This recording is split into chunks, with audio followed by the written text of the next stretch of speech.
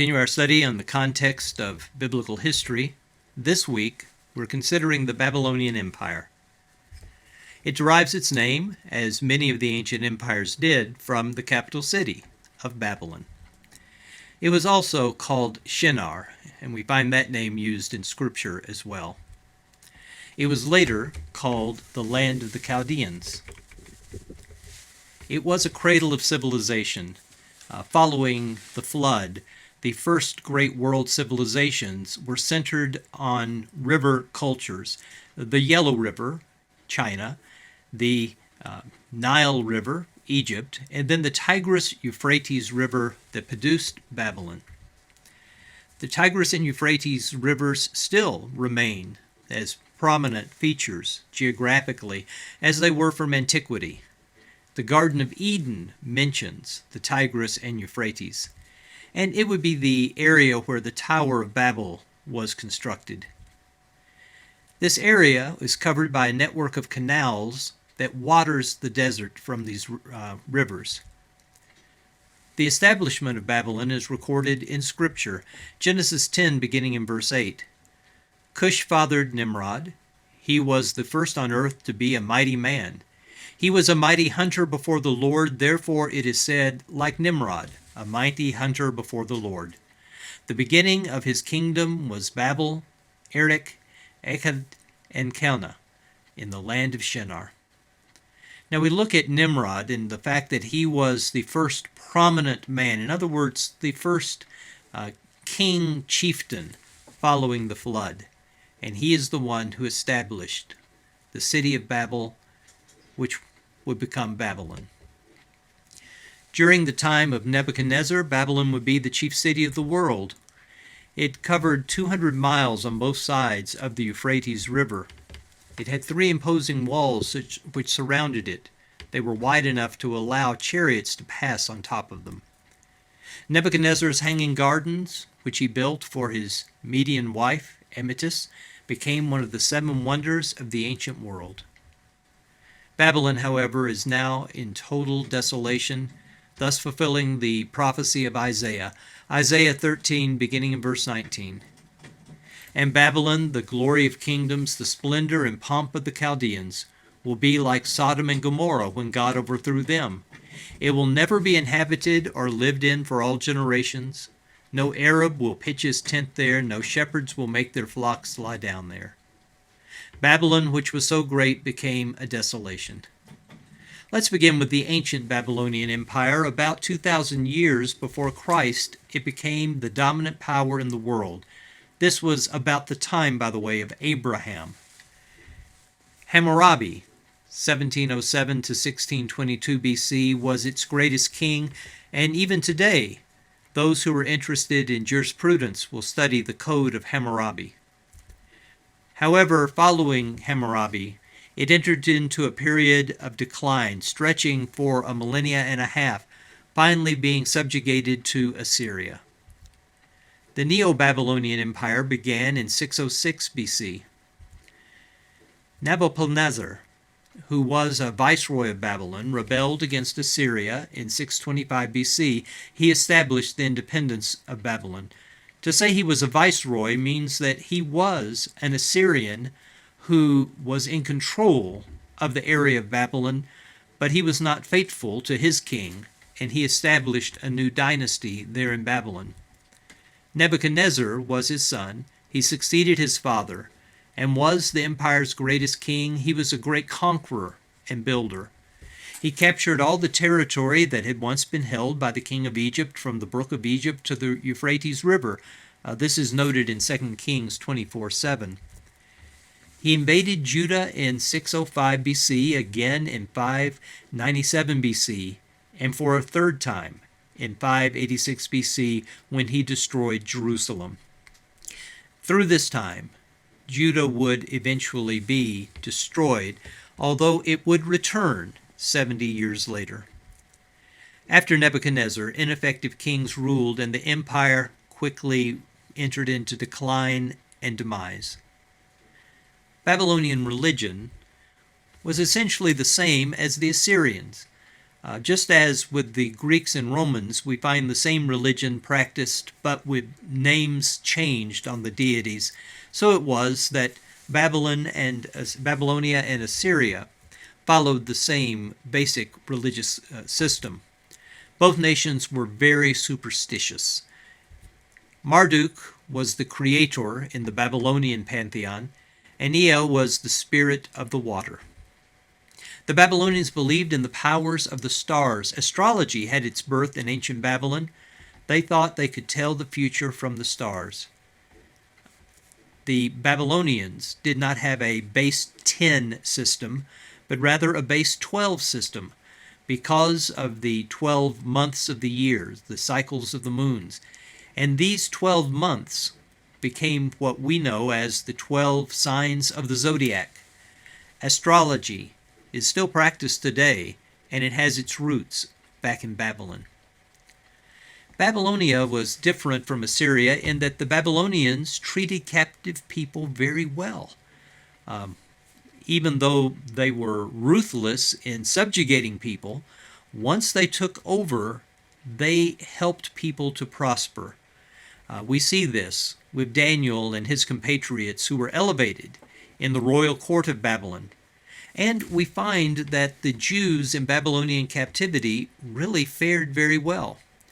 Jeremiah wrote a letter to the captives telling them to build houses, plant gardens, allow their sons to marry and to prosper. We read of this in Jeremiah 29.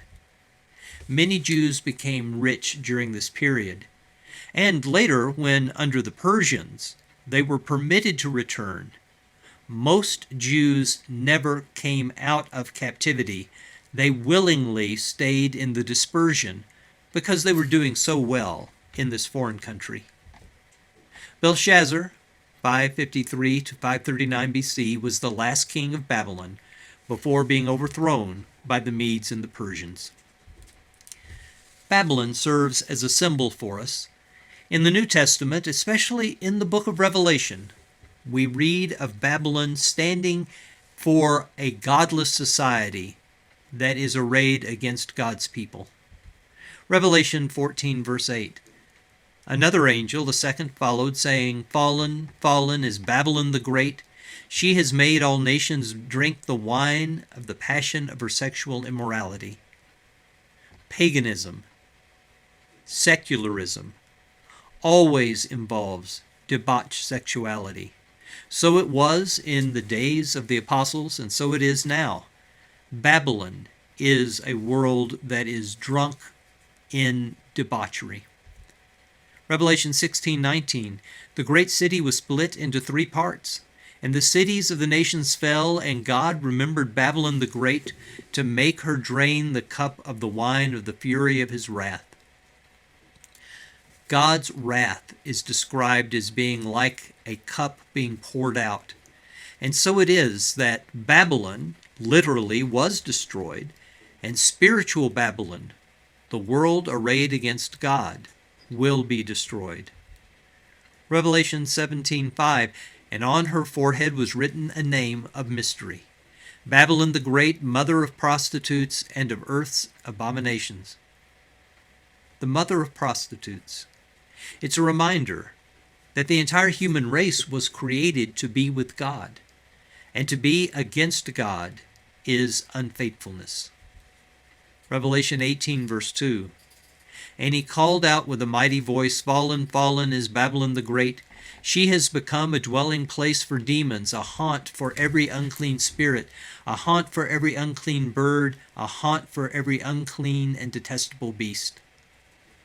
In this, the book of Revelation reaches back to the description given in the book of Isaiah of the destruction that came to literal Babylon, and the realization that mankind separated from God, mankind in rebellion against God, would be destroyed and would become debased. Revelation 18:10, they will stand far off in fear of her torment and say, "Alas, alas, you great city, you mighty city, Babylon, for in a single hour your judgment has come." The day of judgment, of course, ultimately, is when Christ returns and the books are opened, and we will all stand before him. But there's a judgment that comes in this world. Repeatedly, those who are lifted up against God will be destroyed. Whether you're talking about the Third Reich in Germany or of ancient Babylon, all human systems that stand against God will meet their end. Their judgment will come. Revelation 18:21, then a mighty angel took up a stone like a great millstone and threw it into the sea, saying, so will Babylon, the great city, be thrown down with violence and will be found no more. A complete destruction was to come to Babylon. In Psalm 137, we find a literal statement of captivity, but one from which we can draw spiritual lessons. Beginning in verse 1 of Psalm 137, by the waters of Babylon, there we sat down and wept when we remembered Zion. On the willows there we hung up our lyres, for there our captors required of us songs, and from our tormentors mirth, saying, sing us one of the songs of Zion. How shall we sing the Lord's song in a foreign land? I often think about the tree park nearby, near Zanesville, Dawes Arboretum. There's a pond there, and by the side of that pond grows a Babylonian willow, just as the Jews had in ancient Babylon, where they hung their harps, their lyres. They hung them up and wept because they were required by their captors to sing the Lord's song, and they asked the question, how shall we sing the Lord's song in a foreign land? As Christians, we live in a foreign land. We are called, just as Daniel, Shadrach, Meshach, and Abednego, and all of those who lived in the Babylonian captivity were called to be faithful in spite of being in a foreign land. Psalm 137 itself shows that the Jews did continue to compose poetry even in captivity. And so it is that we are to sing the Lord's song in a foreign land.